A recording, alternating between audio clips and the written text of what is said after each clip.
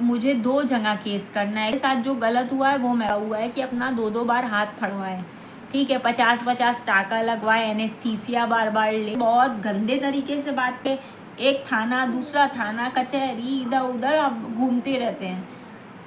Hello everyone, मैं आपको सारी चीज़ बता रही थी। अब मैं आपको पुलिस वालों से रिलेटेड और हॉस्पिटल से रिलेटेड ही भी अपडेट दे रही हूँ। पुलिस वाला मतलब कि एफआईआर जो थी, चार्जशीट फाइल हो गई है। वो अभी मई में ही चार्जशीट फाइल हो गई थी, मगर अभी तक वो कोर्ट नहीं पहुँची है। सीईओ ऑफिस ही में अभी तक पड़ी हुई है 4 महीने से। मैं सोच रही थी अब पहुँचेगी तब पहुँचेगी। मैं कोर्ट में ही पता लगवा रही थी, वकील भी मेरे पता लगवा रहे थे, मगर अभी तक वो सीईओ ऑफिस से गई नहीं। अब मैं काफ़ी दिन से सीईओ ऑफिस दौड़ रही हूँ अपनी बच्ची को लेके, ताकि मेरी फ़ाइल जो है वो पहुँच जाए, क्योंकि मुझे 2 जगह केस करना है। एक सुदामा फ्रैक्चर क्लिनिक पे केस करना है, वो विनोद कुमार पे, डॉक्टर जो थे उनके ऊपर केस करना है। मेरे हस्बैंड की उन्होंने लाइफ ख़राब कर दी। और दूसरा मुझे जो केस करना है वो उस आदमी के ऊपर जिसने मेरे हस्बैंड को मारा है, ठीक है। बाकी पुलिस वाले इसमें मैं यही सोचती थी कि पुलिस वाले बहुत ख़राब होते, क्योंकि काफ़ी ख़राब पुलिस वालों से भी मेरा सामना हो चुका है। मगर भाई उन्होंने मेरे हस्बैंड की सिचुएशन देखी, समझी, जिसने मारा था उसको पकड़ के मैंने बताया। उन लोगों ने, पुलिस वालों ने बहुत मेहनत की, उसको ढूंढ करके निकाला।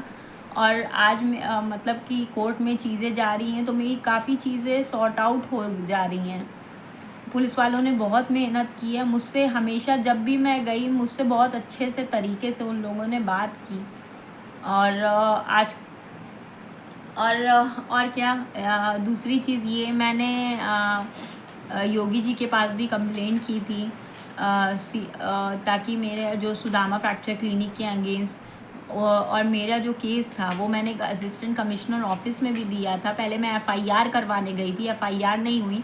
उन्होंने बोला पहले ये सीएमओ ऑफिस जाएगा मेरा केस, फिर वहाँ से डिसाइड होगा कि एफआईआर होगा कि नहीं होगा, क्योंकि सुप्रीम कोर्ट की कोई जजमेंट है कि डॉक्टर के ऊपर डायरेक्ट एफआईआर नहीं हो सकता। तो मैंने उनकी बात मान करके मैं सीएमओ ऑफिस अपनी फ़ाइल मैंने भिजवाया था, असिस्टेंट सीईओ ऑफिस से मैंने सीएमओ ऑफिस फ़ाइल भिजवाया था ताकि उसकी जांच हो। मगर एक आपको बात बता रही हूँ, बुरा मत मानना, देखो जो डॉक्टर्स हो बुरा मत मानना, मगर सीएमओ ऑफिस में मेरे साथ जो गलत हुआ है वो मैं बता रही हूँ। हर कोई इंसान एक जैसा नहीं होता, ये चीज़ें मैं समझ रही हूँ, मगर जो हुआ है मेरे साथ मैं वो आपको बता रही हूँ।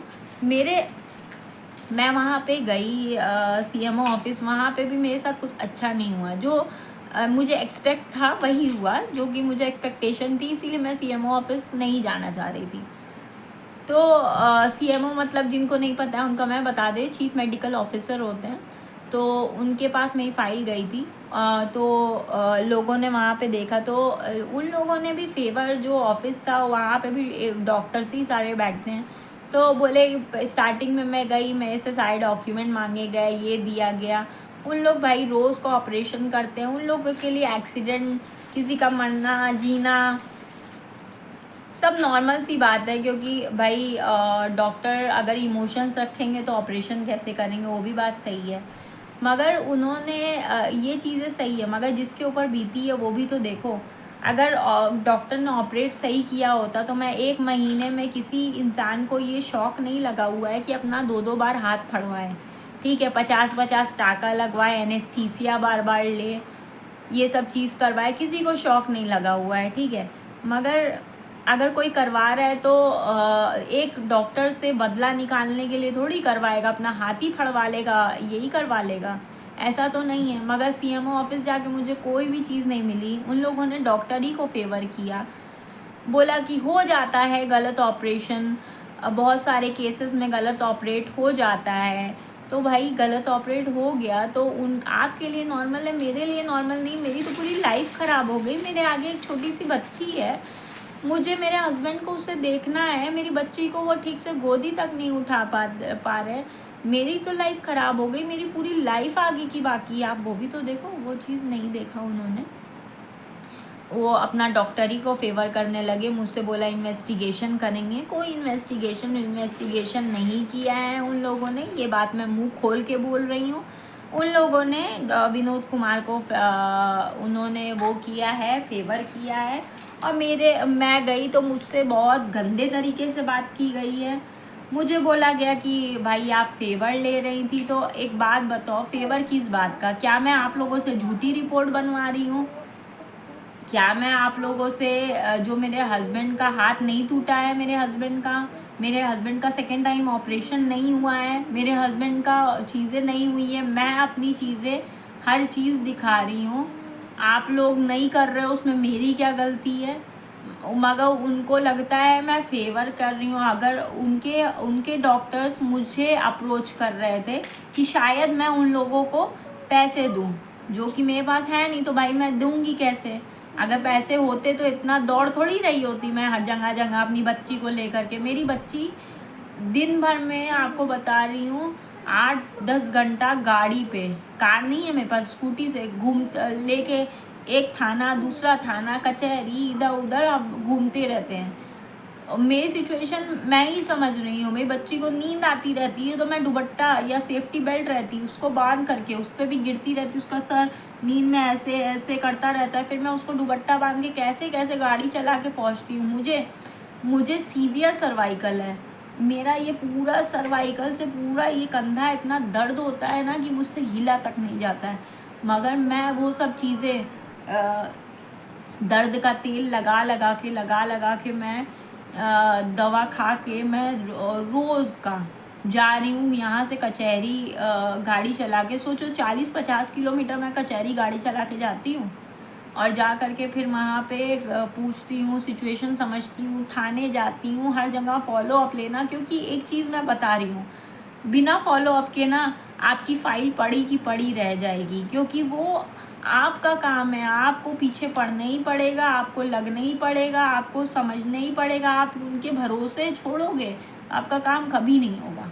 ये चीज़ें मैंने देखी हैं, समझी हैं। मैं जगह जगह जाती हूँ, दिन भर फिर आती हूँ, सुबह खाना बना के जाती हूँ, दोपहर में कुछ बच्चों को खिलाती हूँ, बाहर का बच्चे को खाना खिलाती हूँ, फिर ला करके घर में रात में आती हूँ, खाना बनाती हूँ। जो मेरे ऊपर बीत रही है, मेरी लाइफ कितनी टफ हो गई है, वो कोई नहीं समझ सकता। पैसा नहीं होता है, चीज़ें मैनेज करती हूँ, लाइफ एकदम ख़राब सी हो गई है। ख़राब बोले ना, बहुत वर्स्ट लाइफ हो गई है, बहुत वर्स्ट लाइफ हो गई है। हर चीज़ देखना पड़ता है। मतलब मेरी मम्मी भी हैं, मेरे पापा की डेथ हो गई, मेरी मम्मी भी हैं, उनको भी देखना है, कोई घर वालों की बात है वो भी समझना है। मेरे मतलब जैसे लग रहा है केस की बौछार आ गई है। अगल बगल रिश्तेदार जो हैं वो धमकी देते रहते हैं, ये कर देंगे, वो कर देंगे, वो कर देंगे। अरे अल्लाह से डर नहीं लगती किसी को कि भाई तुम धमकी दे रहे हो? जब बंदा अच्छा खासा था, हट्टा कट्टा था, तो किसी के मुंह से आवाज़ नहीं निकलती थी। आज वो कमज़ोर हो गया है, प्रॉब्लम, उसका हाथ ख़राब हो गया है, तो आज धमकी सबकी निकल रही है। हर का दिन एक नहीं होता। अल्लाह सबका दिन अर्श से किसी को फ़र्श पे भी लाता है और किसी को फ़र्श से अर्श पे भी लेकर के जाता है। ये सोचना चाहिए। और रहम हम लोगों के उसमें इस्लाम में है। मगर आपको बता रही हूँ कि एक भी रिश्तेदारों के दिल में रहम नहीं। कोई आकर के एक बार कुछ नहीं पूछता, कुछ नहीं करता। जो झेलना है, क्रक्स ऑफ द स्टोरी यही है कि आपके ऊपर बीती है, आपको झेलना है। अपना हाथ पैर दुरुस्त रखो, क्योंकि सिचुएशन आएगी, मरते मर जाओगे। लोग फ़ोन से हाँ ठीक है, ये कोई मदद नहीं करने आएगा, कोई पूछने नहीं आएगा, कोई कुछ नहीं करने आएगा। झेलना आप ही को है, झेल रहे हैं। अल्लाह ने शायद परेशानी एक साथ दे दी है, मगर परेशानी भी वही ख़त्म करेंगे, क्योंकि वही करेंगे। और कोई है नहीं हम लोगों का आगे पीछे ख़त्म करने के लिए, कोई मदद करने वाला नहीं। अगर मदद भी भेजेंगे तो अल्लाह ही भेजेंगे। इतनी किस्मत अच्छी भी नहीं है कि कोई आ जाए, मैं ऐसा कुछ नहीं है, मगर मदद भी वही भेजेंगे। जैसे तैसे चल रहा है, अल्लाह का शुक्र है, हर हालत में शुक्र है। इस इतनी बुरी सिचुएशन में भी हम इसलिए कर रहे हैं क्योंकि शायद ये मेरी कोई गुनाह है जो कट रही है, मेरी परेशानी है जो अल्लाह अभी दे दी है, शायद आगे आने वाली ज़िंदगी में नहीं देंगे। अल्लाह सबको शायद ये आजमाइश कर रहे हैं, अल्लाह सबको दिखा रहे हैं। इस सिचुएशन में हम मेरे हस्बैंड को बहुत गुरूर था अपने घर वालों पे, अपने बहनों पे, अपनी रिश्तेदारों पे कि मतलब कभी कोई दिक्कत आएगी तो वो हर के लिए खड़े हुए हैं, तो उनके लिए भी लोग खड़े होंगे। मगर ये अल्लाह ने शायद ये सिचुएशन इसलिए दी थी और दी है कि हम लोगों को भी पता लग जाए कि हमारे बुरे वक्त पे कौन खड़ा है और कौन नहीं है। दिमाग से ये मंज़र ज़िंदगी में कभी जाएगा नहीं, अल्लाह ना करे कभी ऐसा मंज़र कभी वापस से लौट के आए। मगर हाँ, अल्लाह ने ये दिखा दिया कि अल्लाह पाक ने हम लोग को ये दिखा दिया कि कौन अपना है कौन पराया है। जो करना है खुद करना है, बाकी कोई नहीं होता है, सब होता है। बाकी ये भी दिन कट जाएंगे, आप लोग दुआ कीजिएगा हम लोगों के लिए कि ये परेशानी भरा मंज़र कट जाए। अभी मेरे हस्बैंड का बहुत सारी चीज़ें ऐसी भी हैं जो मैं आपको बता नहीं पा रही हूँ। कभी वक्त लगेगा तो हिम्मत होगी, वक्त लगेगा तो बताऊँगी। कुछ ऐसी पर्सनल बातें हैं लोगों की जो मैं आपको बता नहीं पा रही हूँ, जो अपने ही हैं, जिन्होंने इतने गहरे ज़ख्म दिए हैं हम लोगों को कि वो भर ही नहीं पा रहे हैं। बस लगता है कि जा कर के मर जाएं, ज़िंदा ना रहें। मगर बच्ची है, उसकी भी ज़िंदगी है, उसको पैदा किया है, तो हम लोग हराम मौत नहीं मरना चाहते हैं। बस यही सोच करके और अपने बच्चे का चेहरा देख करके हम लोग चीज़ें कर रहे हैं। मगर बस काफ़ी सारी चीज़ें बता नहीं पा रही हूँ। मगर आप लोग दुआ कीजिएगा कि सब कुछ सही हो जाए, ये पैसे की तंगी हम लोगों की ज़िंदगी से ख़त्म हो जाए, ये परेशानियाँ हम लोग की ज़िंदगी से ख़त्म हो जाए। अल्लाह अच्छी ज़िंदगी हम लोगों को दे और ऐसी सिचुएशन अब कभी ना दे, और ऐसी नौबत हम लोगों के ज़िंदगी में कभी ना ले करके आए कि कभी किसी की मदद लगे। और अल्लाह हमेशा अपने आगे अनगिनत बार, हज़ार लाख करोड़ बार हाथ फैलवा ले, मगर किसी और के आगे हाथ ना फैलाने की नौबत लाए। बस आप लोग दुआ कीजिएगा और आप लोग सपोर्ट दिखाइएगा। किसी से मांगना कुछ नहीं है, बस आप लोग सपोर्ट दिखाइएगा, ये चैनल में हम मोनेटाइज हो जाए। मैं सोचती हूँ कि वीडियो बनाऊँ।